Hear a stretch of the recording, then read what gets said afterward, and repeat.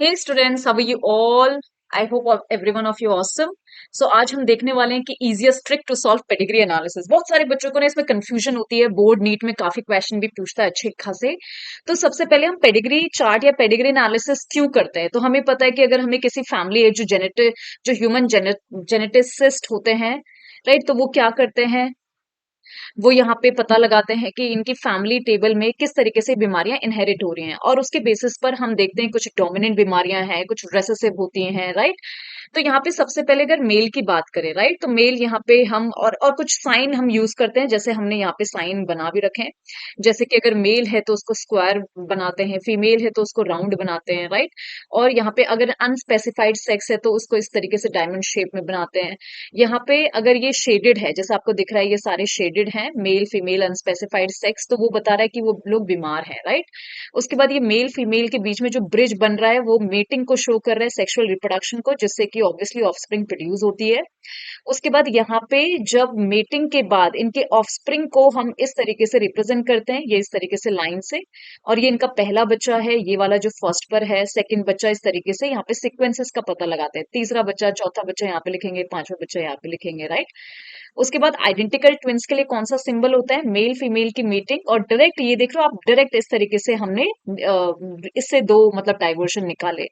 तो ये दोनों आइडेंटिकल हैं, और आइडेंटिकल ट्विंस के लिए ये लाइन हम जोड़ते हैं, राइट। और नॉन आइडेंटिकल ट्विंस के लिए ये ऐसा तो होता है, डायरेक्ट पेरेंट्स से इस तरीके से नॉन आइडेंटिकल ट्विंस हुए, लेकिन नॉन आइडेंटिकल है इसलिए हम यहाँ कनेक्ट नहीं कर रहे हैं इनको, राइट। और यहाँ पे मेल फीमेल की जो ये डबल, इस तरीके से डबल रिंग है, मतलब डबल ब्रिजेस हैं, वो क्लोज रिलेटिव मीटिंग, कंसैंग्विनस मीटिंग को रिप्रेजेंट कर रहा है, राइट। सो कंसैंग्विनस मीटिंग भी बोलते हैं क्लोज रिलेटिव ब्लड रिलेशन वाली मीटिंग को, राइट। इनके ऑफस्प्रिंग होंगे फिर। तो अब हम यहाँ पर देखने वाले हैं कि किस तरीके से सारी चीजें होती हैं, राइट। यहाँ पे पेडिग्री एनालिसिस को हम किस तरीके से यूज करते हैं बीमारी को जानने के लिए, या बीमारी की मतलब ये पहचानने के लिए कि इस फैमिली में कौन सी बीमारी है, राइट। तो हम देखेंगे उसको थोड़ा डिटेल में, और एनसीईआरटी के एग्जांपल्स लेंगे। पेडिग्री चार्ट कैसे बनाते हैं, right, we will see that. और पेडिग्री चार्ट बेसिकली किस लिए बनता है? जेनेटिक डिसऑर्डर को जानने के लिए, स्पेसिफिकली मेंडेलियन डिसऑर्डर। जिस तरीके से मेंडल इनहेरिटेंस के बारे में बताता है, उसी तरीके से जेनेटिक भी इनहेरिट होती है, जेनेटिक डिसऑर्डर भी इनहेरिट होते हैं, राइट। तो जेनेटिक डिसऑर्डर में भी मेनली हम मेंडेलियन के बारे में जान सकते हैं, मेंडेलियन ट्रेड्स को जान सकते हैं, मेंडेलियन डिजीज भी इसको बोलते हैं, वाया दी पेडिग्री चार्ट, राइट।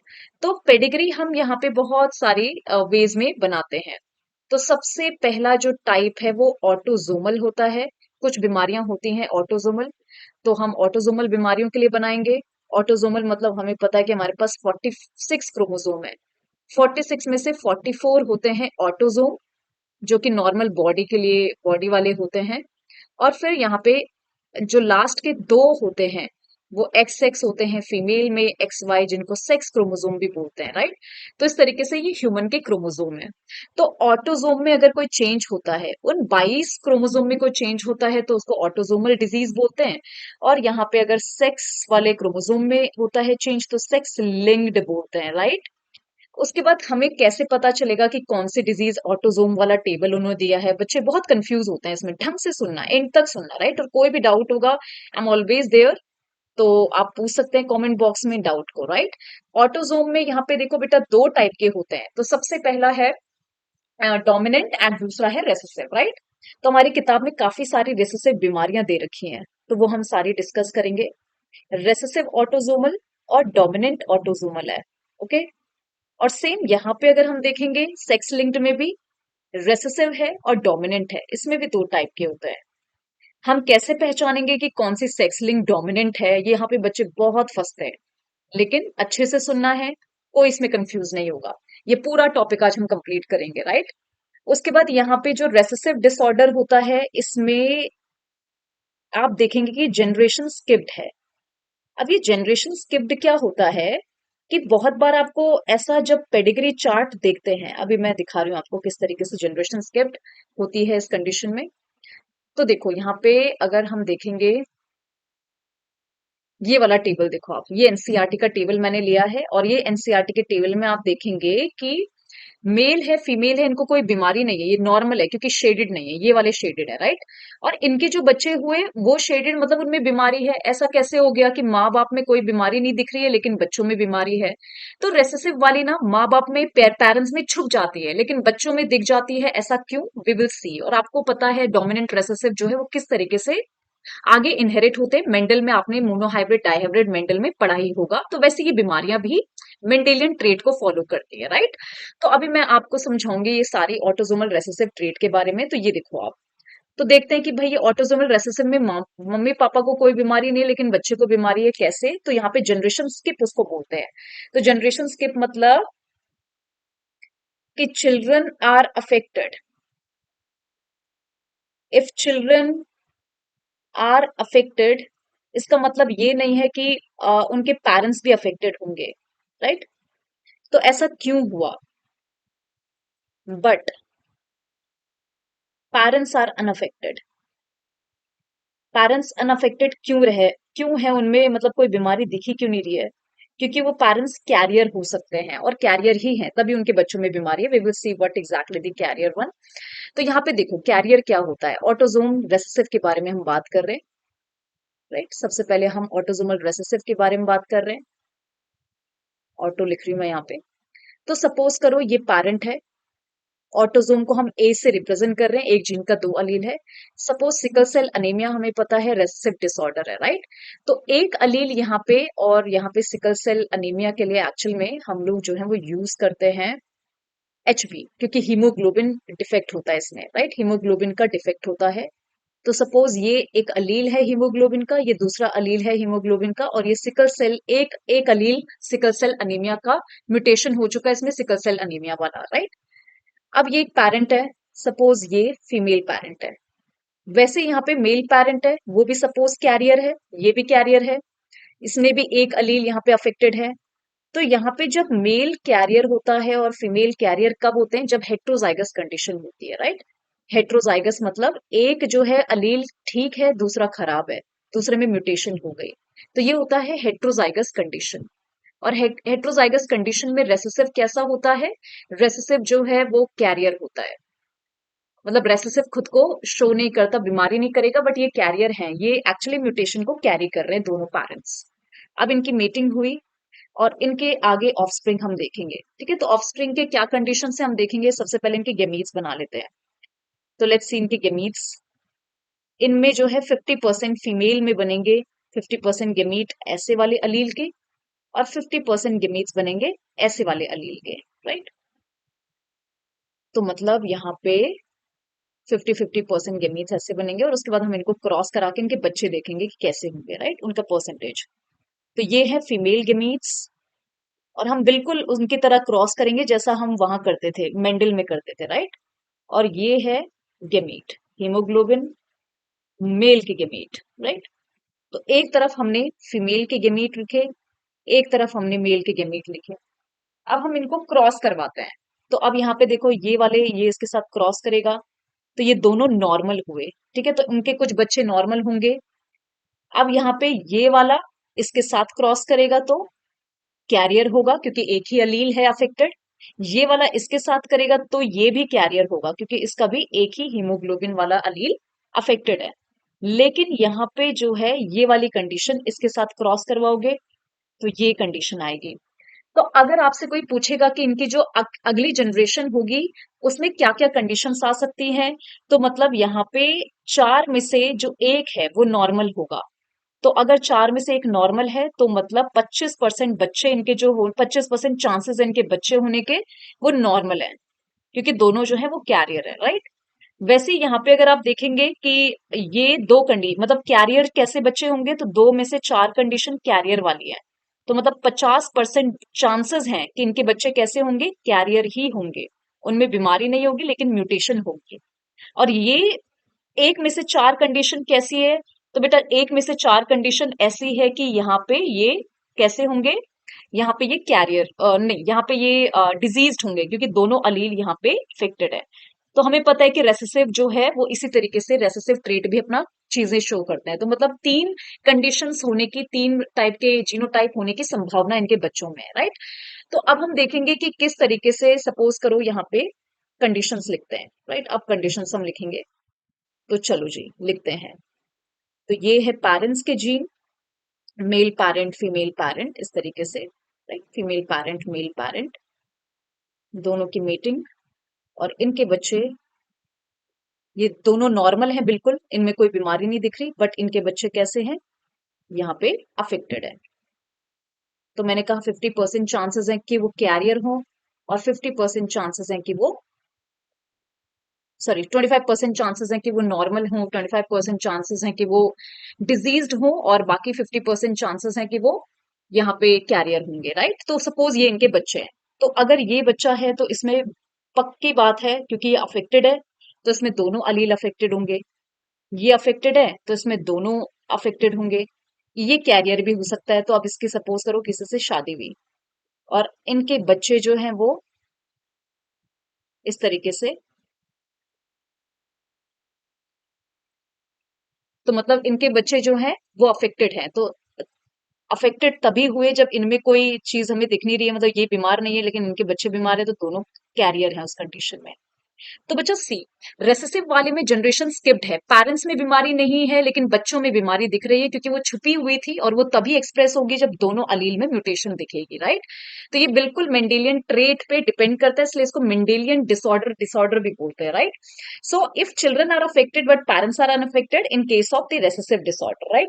और यहाँ पे मेल और फीमेल इक्वली अफेक्टेड होते हैं, क्योंकि सेक्स लिंक्ड में रेसेसिव आपको चेक करना है तो उसमें मेल फीमेल का रेशियो बदल जाता है, मतलब इसमें मेल ज्यादा अफेक्टेड होते हैं लेकिन इसमें फीमेल मेल आपको सेम ही लेवल पर अफेक्टेड होंगे, राइट। तो ये इक्वली अफेक्टेड है। तो जहां आपको ये तीनों जो मैंने लिखे हुए हैं ना चीजें, ये तीनों चीजें अप्लाई, तीनों पॉइंट्स आपको अप्लाई करने हैं, ये वाला डायग्राम दिमाग में रखे, ये वाली कंडीशन दिमाग में रखे, राइट। तो इसका बेस्ट एग्जांपल जो है वो सिकल सेल अनीमिया है, जैसा मैंने कहा, राइट। तो इसका बेस्ट एग्जांपल जो है रेसेसिव ऑटोसोमल का, वो है sickle cell anaemia.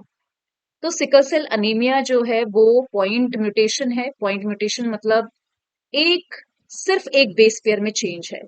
Point mutation का ये एग्जांपल है, सिर्फ एक बेस पेयर में चेंज है, राइट।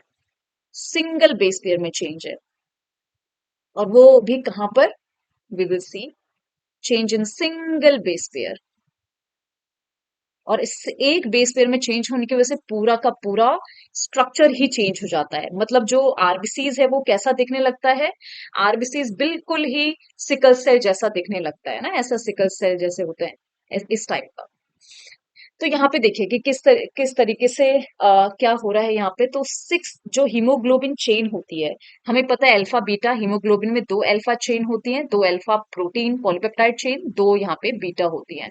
तो बीटा ग्लोबिन चेन में, सो ग्लोबिन क्या है, प्रोटीनिशियस चेन, जो कि अमीनो एसिड से बनती है। तो पहला amino acid, 3, 4, 5, 6 and so on, ऐसे बहुत लंबी चेन होती है, राइट। तो मतलब यहाँ पे सिक्स्थ पोजिशन पर जो अमीनो एसिड होता है नॉर्मल वाले में, वो होता है बेटा यहाँ पे ग्लूटामिक एसिड।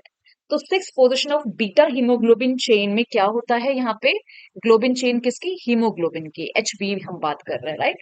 तो यहाँ पे ग्लूटामिक एसिड होता है, ये वाला अमीनो एसिड होता है, लेकिन ग्लूटामिक एसिड रिप्लेस हो जाता है सिक्स पोजिशन पर किससे, when it is replaced by, क्योंकि यहाँ पे एक म्यूटेशन हुआ और ये रिप्लेस हो गया वेलिन से। अब यहाँ पे ग्लूटामिक की जगह वेलिन आ गया, और सिर्फ इतने चेंज की वजह से यहाँ पे स्ट्रक्चर जो है वो चेंज हो गया, राइट। तो इसका अगर जेनेटिक्स देखेंगे तो होता क्या है कि सिक्स्थ पोजीशन पर जो कोडोन होता है डीएनए में, राइट, जो जो ग्लूटामिक एसिड के लिए कोड करता है वो सीटीसी होता है। और ऑब्वियसली जो यहाँ पे इसका दूसरा वाला स्ट्रैंड होगा उसमें जीएजी होगा, क्योंकि कॉम्प्लीमेंट्री स्ट्रैंड है। तो ये डीएनए का पैटर्न होता है इसमें, और इस डीएनए के पैटर्न में ये सिक्स पोजीशन में ये वाला पैटर्न होता है। सिक्स पोजीशन पे कोडोन, कोडोन हमें पता है तीन बेस पेयर से बनता है, राइट।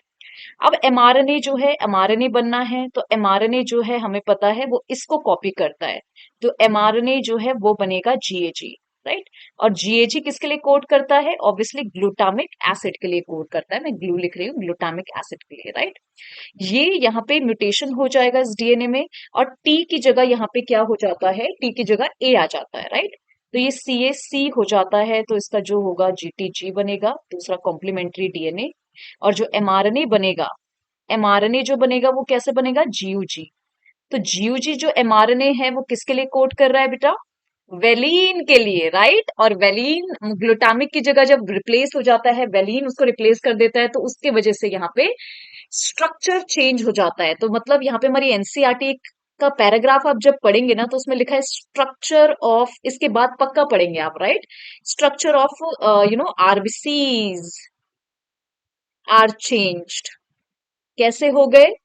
ऑब्वियसली सिकल सेल हो गए। और इस चेंज की वजह से ये क्वालिटेटिव में आता है, क्वालिटी चेंज हो गई है, तो ये क्वालिटेटिव डिजीज में आता है। हमारी एनसीईआरटी बोलती है कि sickle cell anaemia qualitative disease है, राइट। क्यों? क्योंकि यहाँ पे क्वालिटी में आरबीसीज के चेंज हुआ है। तो ये पहला एग्जाम्पल है ऑटोजोमल रेसेसिव का। सेकेंड एग्जाम्पल ऑटोजोमल रेसेसिव का जो हमारी एनसीईआरटी बोलती है, वो है यहाँ पे फिनाइल कीटोन्यूरिया। सो फिनाइल कीटोन्यूरिया में होता क्या है? ये म्यूटेशन है, राइट। उस जीन में म्यूटेशन हो गया जो कि एक एंजाइम बनाता था। तो क्या हुआ यहाँ पे? म्यूटेशन हुआ, चेंज हुआ कौन से जीन में? Mutation in gene. और कौन से जीन में बेटा चेंज हुआ? एक एंजाइम के। वो कौन सा एंजाइम है? वो एंजाइम का नाम है phenyl, mutation in gene which encode for or which code for phenyl alanine hydroxylase। ये नाम है उस एंजाइम का। अब जब उसमें म्यूटेशन हो गया, तो अब ये वाला जो एंजाइम है वो बनना बंद हो गया। एग्री करते हो जी? बताओ बेटा। ये म्यूटेशन हो गई इसमें, और म्यूटेशन इसके जीन में म्यूटेशन हुई, और इसके जीन की म्यूटेशन के बाद यहाँ पे क्या होने लगा? ये नहीं बना। ठीक है, तो यहाँ पे लैक हो गया, absence, lack of this enzyme. और इसकी वजह से क्या होगा? इस एंजाइम का काम होता था फिनाइल एलानीन अमीनो एसिड को, फिनाइल एलानीन अमीनो एसिड को किस में कन्वर्ट करना? एलानीन को कन्वर्ट कर देना टायरोसिन में। ये इस एंजाइम का काम होता था। बट सैडली, अब आप बताओ क्या होगा? सैडली अब यहाँ पे ये एंजाइम नहीं बनेगा, क्योंकि म्यूटेशन हो गई। और जब म्यूटेशन हो गई, तो टायरोसिन में भी चेंज नहीं होगा। फिनाइल एलानीन टायरोसिन में चेंज नहीं होगा। Very very sad story. नहीं एग्री करते हो? अब ये फिनाइल एलानीन क्या करेगा मेरे प्यारे बच्चों? ये एक्यूमुलेट हो जाएगा बॉडी में, राइट। एक्यूमुलेटेड, बॉडी में एक्यूमुलेट हो गया, और इसके वजह से यहाँ पे एक्यूमुलेशन, इस स्ट्रक्चर की एक्यूमुलेशन, इस अमीनो एसिड की एक्यूमुलेशन की वजह से, और ये कन्वर्ट हो जाएगा। अब टायरोसिन में कन्वर्ट होना चाहिए था, बट अब कन्वर्ट होगा इनटू फिनाइल पायरुविक एसिड। खतरनाक फिनाइल, सोच लो, अरे हमारी बॉडी में फिनाइल, मतलब इमेजिन कर पा रहे हो? Phenyl pyruvic acid. और ये बहुत ज्यादा जमा होता है, और इसकी वजह से मेंटल रिटार्डेशन देखी जाती है। जिन बच्चों में ये म्यूटेशन है, उसमें मेंटल रिटार्डेशन देखा जाएगा। और उसके अलावा स्किन का पिगमेंट और बालों का पिगमेंट कम हो जाता है, बिल्कुल रिड्यूस हो जाता है। ये फिनाइल एलानीन जो है वो इतना बॉडी में बनता है कि एक्सक्रीट थ्रू यूरिन, यूरिन के साथ उसको बाहर फेंकने लगती है बॉडी। यूरिन के साथ, excrete in urine, right. And you know what, this is actually, that's why it is known as phenylketonuria, क्योंकि देख रहे हो फिनाइल बॉडी से बाहर निकल रहा है बेटा, right. And this is the phenyl ketonuria. तो ये दूसरा एग्जाम्पल है रेसेसिव डिसऑर्डर का। और तीसरा एग्जाम्पल हमारी एनसीईआरटी ने दिया है thalassaemia. So thalassaemia again haemoglobin related disorder है। ये देखो, ये भी ब्लड का डिसऑर्डर आ गया। तो थैलेसीमिया बेटा यहाँ पे दो तरह के होते हैं, दो टाइप्स हैं इसके, दो टाइप्स है। सो सबसे पहला है अल्फा थैलेसीमिया और बीटा थैलेसीमिया। अल्फा थैलेसीमिया किसके वजह से होता है? कि जब म्यूटेशन हुआ, एक्चुअल में अल्फा, अल्फा जो हीमोग्लोबिन है ना, अल्फा हीमोग्लोबिन, उसमें म्यूटेशन होता है यहाँ पे, राइट। तो अल्फा हीमोग्लोबिन एक्चुअली बनाता कौन है, कौन सा जीन बनाता है? It is formed by two closely linked gene. दो जीन इसको बनाते हैं और वो जीन का नाम होता है HbA1 और HbA2।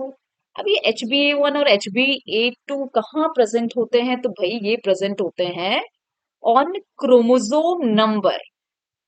क्रोमोसोम नंबर कौन से पे? क्रोमोसोम नंबर, ये क्रोमोसोम है और इस क्रोमोसोम नंबर 16 पर, राइट, ये प्रेजेंट होता है। तो अब हमें पता है दो जीन अगर इसको कोड करता है तो चार अलील होंगे, एक जीन के दो अलील, दो अलील के चार जीन, सॉरी चार जीन के दो जीन के चार अलील। और अगर म्यूटेशन एक अलील में है, दो अलील में है, तीन, तो जैसे जैसे अलील में म्यूटेशन बढ़ती जा रही है, जितनी ज्यादा म्यूटेशन उतना ज्यादा यहाँ पे कम हीमोग्लोबिन, राइट। तो मतलब इसलिए इस थैलेसीमिया बीमारी को बोलते हैं क्वांटिटेटिव डिजीज और क्वांटिटेटिव डिसऑर्डर। So, क्यों बोलते हैं क्वांटिटेटिव डिसऑर्डर? क्योंकि यहाँ पे नंबर्स में डिफरेंस आ रहा है, जितना ज्यादा म्यूटेशन उतने कम हीमोग्लोबिन बनेगा, राइट। और बीटा ग्लोबिन चेन जो होती है ना, अगर उसमें म्यूटेशन हुआ तो बीटा थैलेसीमिया। और बेटा यहाँ पे जो बीटा ग्लोबिन चेन होती है ना हमारी हीमोग्लोबिन की, वो सिंगल जीन बनाता है, राइट, वो सिंगल जीन प्रोड्यूस करता है। तो सिंगल जीन इसको प्रोड्यूस करेगा और उस सिंगल जीन का नाम HBB होता है, राइट, HBP। और ये कौन से क्रोमोसोम पे होता है? On chromosome 11। क्रोमोसोम 11 में होता है ये, राइट। तो ये दो तरह के थैलेसीमिया है और ये क्वांटिटेटिव बीमारी इसलिए कि जितने ज्यादा अलील बीमार होंगे उतने ही ज्यादा, जितने ज्यादा अलील म्यूटेटेड होंगे उतना ही कम हीमोग्लोबिन बनेगा, right. And that is the thalassaemia. So that's all, ये तीन डिजीजेस है। अब वहीं पर हम देखेंगे दूसरे टाइप का जो ऑटोजोमल डोमिनेंट टाइप है। ऑटोजोमल डोमिनेंट डिजीज के बारे में, डोमिनेंट जेनेटिक डिसऑर्डर के बारे में बात करेंगे। तो बच्चा कैसे पहचानेंगे आपकी ये किसका टेबल दे रखा है, हम देखेंगे अभी, राइट। सो यहाँ पे नो जनरेशन इज स्किप्ड, यहाँ पे कोई जनरेशन स्किप्ड नहीं है। No generation is skipped. अगर यहाँ पे पेरेंट्स में, अगर पेरेंट्स बीमार हैं तो उनके बच्चे बीमार होंगे, मतलब अगर बच्चे बीमार हैं तो पेरेंट्स जरूर उनके अफेक्टेड होंगे, right. So if children are affected, आपको दिख रहा है कि अरे ये तो अफेक्टेड ऑफस्प्रिंग है इनके, अफेक्टेड, देन उसका मतलब ये है they must have affected parents. उनके अफेक्टेड पेरेंट्स होंगे ही होंगे, राइट, उनके अफेक्टेड पेरेंट्स होंगे ही होंगे। तो इस तरीके से आप पहचानेंगे। और ऑटोजोमल की अच्छी बात यह है कि इक्वल में, मतलब फीमेल और मेल इक्वल ही अफेक्टेड होता है, लेकिन ऐसा सेक्स लिंक्ड में नहीं होता, right. So equal in male and female, मतलब ये बीमारी इक्वली दिखेगी। तो अब जैसे एग्जाम्पल हम लेते हैं, डोमिनेंट मतलब अगर एक अलील भी अगर यहाँ पे है, एक अलील भी म्यूटेटेड है तो बीमारी होगी ही होगी। तो सपोज ये फीमेल है और मेल सपोज नॉर्मल है, राइट, मेल नॉर्मल है, इनकी मीटिंग हम करेंगे। अब इनके इनके मतलब क्या प्रोबेबिलिटी है बच्चों में बीमारी जाने की? तो देखो, ये अगर फीमेल हेट्रोजाइगस है, हेट्रोजाइगस मतलब बीमारी तो होगी इसमें, और मेल जो है वो नॉर्मल है, तो मेल के पास ये नॉर्मल जीन होगा, ए है, ए है। चलो देखते हैं इस कंडीशन में।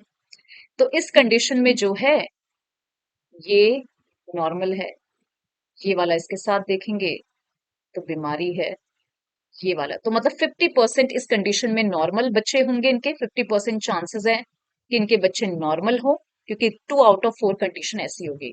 और 50% बच्चे इनके बीमार होंगे, डिजीज्ड होंगे, क्योंकि अगर डोमिनेंट डिजीज है बेटा तो ऑब्वियसली यहाँ पे मतलब अगर एक अलील भी बीमार है तो बीमार ही होंगे, राइट। और हमारी एनसीईआरटी में इसमें एग्जाम्पल दे रखा है मायोटोनिक डिस्ट्रॉफी, मसल डिस्ट्रॉफी। ये होता है जीन में म्यूटेशन आने की वजह से, डिस्ट्रॉफिन जीन में म्यूटेशन आने की वजह से। देखो ये एनसीईआरटी का डायग्राम है। सो बच्चा देखो, यहाँ पे इनकी मदर अफेक्टेड है और इनका पापा जो है वो नॉर्मल है। नॉर्मल है मतलब दोनों अलील इनके सही सलामत है, तभी तो नॉर्मल है। इनमें ऐसे वाले जीन है, राइट। और अगर इसमें एक भी म्यूटेटेड है तो ऑब्वियस सी बात है मदर जो है अफेक्टेड है। अब इनके जो बच्चे हैं 50% मेल 50% फीमेल बीमार हैं, और ये सारे बच्चे राइट, एक ये दो जो ये ऐसे 3 4, ये इनके बच्चे नहीं है, ये इनकी शादी हो रखी है इनके बच्चों की इनके साथ, देखो। तो यहाँ पे जो है ये नॉर्मल फीमेल है, मेल यहाँ पे अफेक्टेड हो गया, तो मतलब अगर बच्चे नॉर्मल भी आए ना, कोई बच्चे नॉर्मल आए हैं, तो मतलब मदर का एक ही अलील अफेक्टेड है। नहीं तो अगर दोनों अलील अफेक्टेड होते तो उस कंडीशन में सारे बच्चों में, क्योंकि मदर से दोनों एक एक अलील तो मदर से ही जाता, तो सारे बच्चे अफेक्टेड होते, तो इसलिए हमें पता चल गया मदर तो हेट्रोजाइगस है, क्योंकि कुछ बच्चे नॉर्मल भी हैं। तो इस ये बच्चा मतलब किस्मत से बच गया। इस बच्चे में बेचारे से मदर से ये वाला अलील आ गया। ये बच्चा किस्मत वाला था, बच गया। अगेन इस वाले में मदर से ये वाला आ गया, राइट। तो क्योंकि कुछ बच्चे नॉर्मल है तो इसलिए मदर हेट्रोजाइगस है, होमोजाइगस नहीं है बच्चों, राइट। उसके बाद ये नॉर्मल लड़के की मतलब नॉर्मल मेल की नॉर्मल किसी फीमेल से शादी हुई, इनके बच्चे नॉर्मल है। फिर यहाँ पे ऐसी कंडीशन थी, बट इनका मेल नॉर्मल था, तो फिर वही चीज है कि बच्चा अफेक्टेड है तो पेरेंट्स जरूर अफेक्टेड है, बच्चे अफेक्टेड नहीं है तो पेरेंट्स में कोई बीमारी नहीं है, तो मतलब डोमिनेंट हम इसी तरीके से देखते हैं, इसी तरीके से चेक करते हैं। तो ये ऑटोसोमल डोमिनेंट वाला ट्रेट है, राइट। अब हम देखेंगे रेसेसिव दिस सेक्स लिंक्ड को कैसे पहचानेंगे। तो अब हम देखेंगे सेक्स लिंक्ड पहचानने की ट्रिक। तो ऑब्वियस सी बात है, सेक्स लिंक्ड को हम सिंपली रेसेसिव कैसे पहचानते हैं। तो बेटा यहाँ पे ना थोड़ा क्रिस क्रॉस इनहेरिटेंस चलता है। क्रिस क्रॉस मतलब जो पिताजी हैं वो डिजीज को, the father will be transmitting disease to the daughter and mother transmitting to the son, right. So recessive disorder में जनरेशन स्किप करती है। And you know what is skip generation? Skipping generation मतलब यहाँ पे children will be children can be diseased if parents look normal, right. But इस condition में male are more affected, why? Because male having only one X chromosome, right? So male are more affected. So wherever you see that male are more affected, you have to think that this is this recessive sex linked disorder, right? अब क्यों होता है ऐसा? Because male having only one X chromosome, and if that X chromosome is mutated, suppose this male having the haemophilia, right, H, I am just representing the mutation H. So suppose he is carrying the mutated allele, यहाँ पे mutated अलील है, तो मतलब ये इंसान affected है। This person is affected, obviously affected, diseased है। और अगर female carrying only one mutated allele, she would be carrier because she is having the 2X chromosome, and female will be diseased only when she is carrying homozygous condition, then only she would be affected. And kids, the interesting part, she would be affected because एक x आ रहा है उसके father से, एक x आ रहा है उसकी mother से, तो दैट मीन्स हर father should be diseased, because we know that अगर फादर डिजीज है तो वो डिजीज्ड ही होंगे, क्योंकि यहाँ पे फीमेल की कंडीशन, मेल की कंडीशन में there is no recessive condition, right.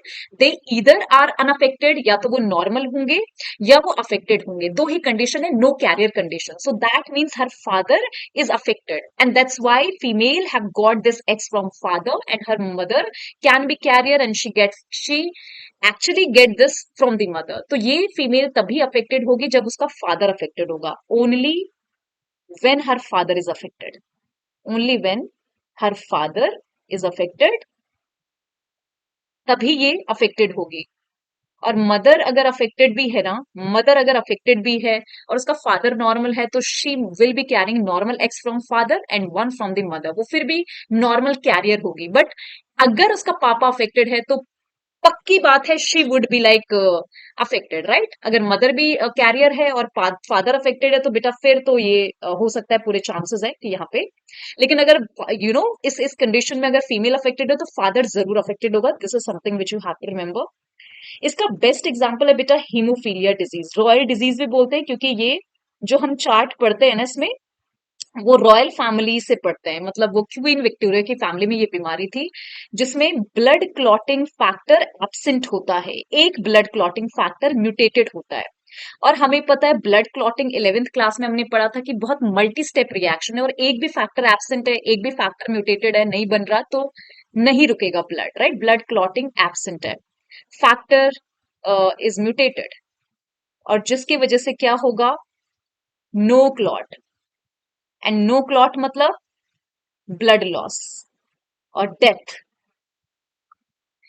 Next condition is the red green colour blind. So colour blind people, और कलर ब्लाइंड लोग जो है वो बेटा वो भी नहीं बन सकते। कलर ब्लाइंड में you can not become doctor, do you know this? क्योंकि आप आइडेंटिफाई नहीं कर पाओगे आर्टरीज और वेन्स को, इसलिए राइट। तो अभी हम थोड़ा सा कंडीशन देखेंगे क्या क्या होता है अभी सेक्स लिंक का, डोंट वरी, कि कैसे स्किप जनरेशन है, ये सारी कंडीशंस अभी देखेंगे, right. And how would you identify the dominant sex linked? So dominant sex linked generally हम एक्स से लेकर ही पढ़ेंगे, because X is present in both male and female, Y तो present only in male, right. So dominant sex linked disorder, how to check it? So obviously is in this condition, father हमेशा father transfer disease, if father is diseased तो उसकी 100% daughter will be diseased, right? Father transfer disease to daughter, daughter को ये भेजेंगे बीमारी। So that means if father is affected,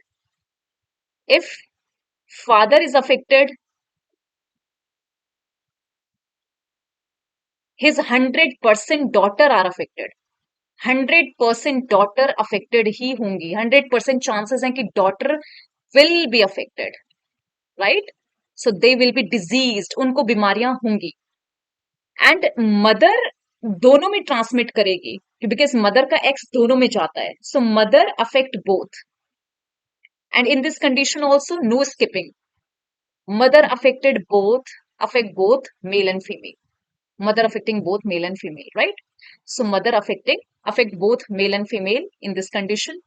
And you know what, यहाँ पे no generation skip, यहाँ पे कोई जनरेशन स्किप नहीं करेगी। अगर बच्चों में बीमारी है तो पेरेंट्स में जरूर होगी। तो let's see example. So kids see recessive condition में if we see, suppose this is mother, mother carrier है, mother showing no disease, normal. And this is father, father is normal carrying this gene.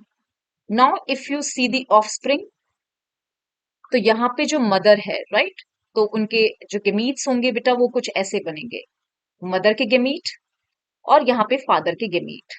तो क्या क्या condition, कितने कितने percent, ये इसके साथ फ्यूज कर सकता है, इसके साथ फ्यूज कर सकता है, ये इसके साथ फ्यूज करेगा और ये इसके साथ फ्यूज करेगा। तो यू कैन सी दैट इस कंडीशन में 50% फीमेल के चांसेस है वो कैरियर होंगी, and 50% chances that male will be affected and 50% male will be normal. चलो अभी ये कंडीशन यहां देखते हैं। इसमें फादर अफेक्टेड है बेटा, देखो फादर अफेक्टेड है और mother is carrier, right, mother is career.